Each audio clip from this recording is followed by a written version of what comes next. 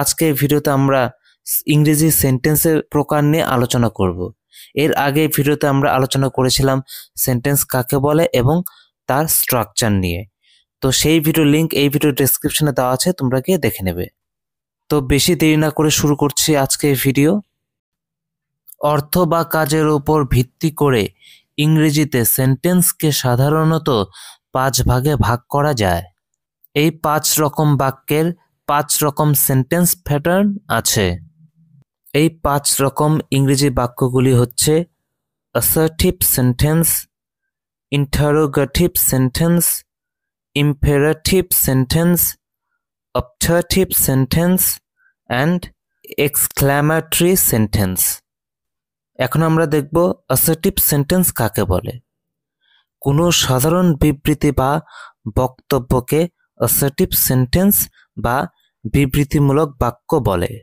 ইংরেজিতে শতকরা প্রায় 80% বাক্যই এই অ্যাসার্টিভ প্যাটার্ন বা স্টেটমেন্ট অর্থাৎ বিবৃতিমূলক। এই প্রকার বাক্যের স্ট্রাকচার হচ্ছে subject plus verb plus object. তবে অবজেক্টের জায়গায় আমরা অনেক সময় কমপ্লিমেন্ট, অ্যাডভার্ব, অ্যাডজেক্টিভ ইত্যাদি ব্যবহার করতে পারি।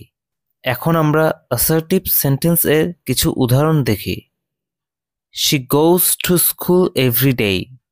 সে প্রতিদিন স্কুলে যায়। The sun rises in the east. সূর্য পূর্ব দিকে উদয় হয়। Suman eats rice. সুমন ভাত খায়। The bird flies. পাখিটি ওড়ে। এই উদাহরণগুলি লক্ষ্য করলে দেখা যাবে যে আগের সবগুলো বাক্যেই অবজেক্ট রয়েছে, অর্থাৎ ভার্বের পরে অবজেক্ট রয়েছে, কিন্তু শেষের বাক্যটি পাখিটি ওড়ে, এখানে কিন্তু কোনো অবজেক্ট নেই। সেন্টেন্সের শেষে ভার্ব ব্যবহৃত হয়েছে শুধুমাত্র।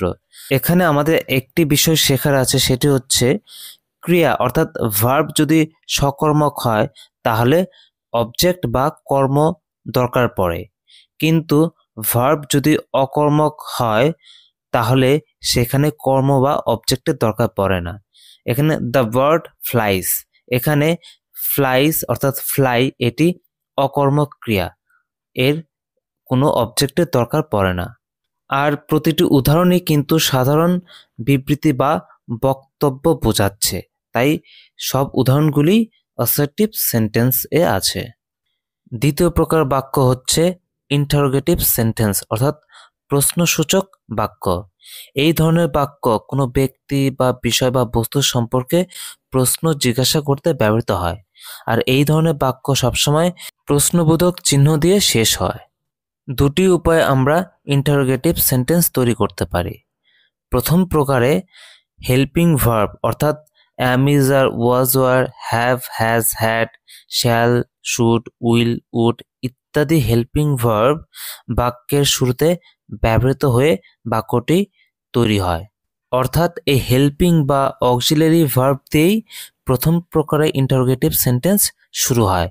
এই ক্ষেত্রে সেন্টেন্সের স্ট্রাকচার হবে auxiliary verb plus subject plus main verb plus question mark. তবে লক্ষ্য রাখতে হবে, যদি বি ভার্ব অর্থাৎ am, is, are, was, were যদি মেইন ভার্ব হিসেবে ব্যবহৃত হয় তাহলে এই ভার্বগুলি ডিরেক্ট সেন্টেন্সের সাবজেক্টের আগে বসবে। এখন আমরা কয়েকটি উদাহরণ দেখে নেই। Is he coming today? সে কি আজ আসছে? Is Bimal your brother? Bimal কি তোমার ভাই?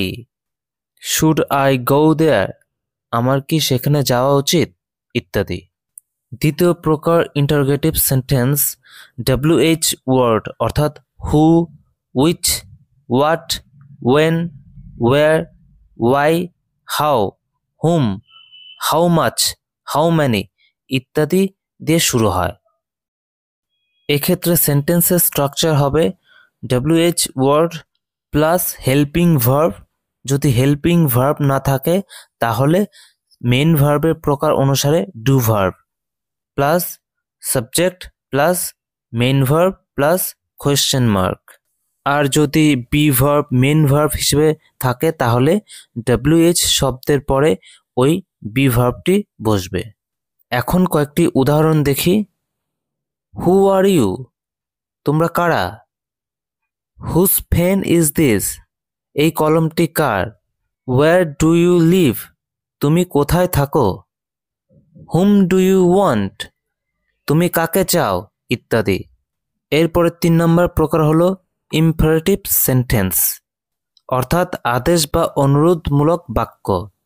এই ধরনের বাক্য দিয়ে আমরা আদেশ, অনুরোধ, উপদেশ ইত্যাদি বুঝিয়ে থাকি। আদেশ অনুরোধমূলক বাক্যে সাবজেক্ট ইউ প্রায় উজ্জ্ব থাকে, সেজন্য প্রথমেই ভার্ব বা ক্রিয়া বসে, বাকি অংশ অ্যাসার্টিভ সেন্টেন্স এর মতো। এই প্রকার সেন্টেন্সের স্ট্রাকচার এরূপ: সাবজেক্ট ইনভিজিবল থাকে, প্লাস ভার্ব প্লাস অবজেক্ট অথবা ওয়্যার। কারণ ভার্বে যদি অবজেক্ট থাকে তাহলে অবজেক্ট বসাতে হবে, অর্থাৎ কর্ম বসাতে হবে। এবং ভার্বতে যদি এরূপ বোঝায় যে কাউকে কোথাও যেতে বলছে, কোনো জায়গায়, অর্থাৎ ওয়্যার, কোথাও, তাহলে সেক্ষেত্রে জায়গার নাম হবে, অবজেক্ট হবে না, তখন তো অবজেক্ট নেই। কয়েকটি উদাহরণ দেখি। টেক কেয়ার অফ ইউ, তোমার যত্ন নাও। গিভ মি দ্য পেন, কলমটি আমাকে দাও। ডু ইট নাও, এটি এখনই করো। বি অনেস্ট, সৎ হও। কাম হিয়ার, এখানে এসো। গো দেয়ার, ওখানে যাও, ইত্যাদি। এরপরে 4 নম্বর প্রকার সেন্টেন্স হলো অপটেটিভ সেন্টেন্স। এই প্রকার সেন্টেন্স দিয়ে ইচ্ছা বা প্রার্থনা বোঝায়। এই প্রকার সেন্টেন্সের গঠন হলো মেই প্লাস অ্যাসার্টিভ, অর্থাৎ মেই প্লাস তারপরে বাকিটা অ্যাসার্টিভ সেন্টেন্সের গঠন। কয়েকটি উদাহরণ দেখি। মে ইউ লিভ লং, তোমরা দীর্ঘজীবী হও। মে গড ব্লেস ইউ, ভগবান তোমাদের আশীর্বাদ করুন। তাহলে সেন্টেন্সগুলো লক্ষ্য করলেই বোঝা যাচ্ছে প্রথমে মেই হচ্ছে প্লাস সাবজেক্ট হচ্ছে plus main verb plus object, অর্থাৎ মেই প্লাস অ্যাসার্টিভ সেন্টেন্সের স্ট্রাকচার। এরপরে 5 নম্বর প্রকার সেন্টেন্স হলো এক্সক্ল্যামেটরি সেন্টেন্স। এই প্রকার সেন্টেন্স দিয়ে দুঃখ, আনন্দ, বিস্ময় প্রভৃতি আবেগ বোঝায়। এই প্রকারের বাক্য দুভাবে গঠিত হয়। 1. অ্যালাস, হুররা প্রভৃতি দুঃখ, আনন্দ, বিস্ময় বোধক শব্দ বসিয়ে। তাহলে স্ট্রাকচারটা এরূপ হবে: অ্যালাস বা হুররা প্রভৃতি শব্দ plus assertive. Alas, the man is dead, হায়, লোকটি মারা গিয়েছে। Hush, the man is asleep, চুপ, লোকটি ঘুমিয়েছে, ইত্যাদি। 2 নম্বর গঠন হলো হোয়াট, হাউ ইত্যাদি শব্দ যোগ করে আমরা এক্সক্ল্যামেটরি সেন্টেন্স গঠন করতে পারি। যেমন what a nice bird it is, কি সুন্দর পাখি। What a wonderful land it is, কি বিচিত্র এই দেশ, ইত্যাদি। আজকের ভিডিও এখানেই শেষ। আশা করি তোমাদের ভিডিওটি ভালো লেগেছে। যদি ভালো লেগে থাকে তাহলে লাইক, শেয়ার, কমেন্ট করবে এবং আমার চ্যানেলটি সাবস্ক্রাইব করবে।